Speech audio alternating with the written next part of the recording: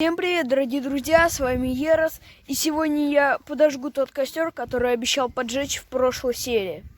Вот такой у меня костер получился. Ролик есть, где я его строю, так что я не стал в этот ролик, записывать, как я его строю. Вот я только модернизировал его чуть-чуть. Вот тут привязал, вот тут и вот тут. И тут вот этим колодцем построила, а не шалашиком.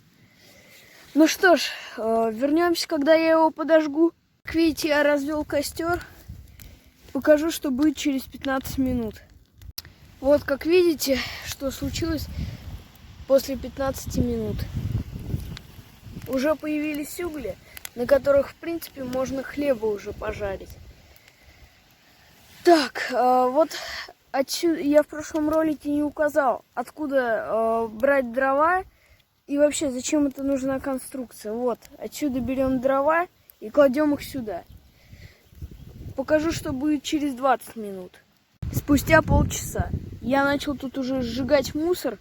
Ну, что он просто так горит.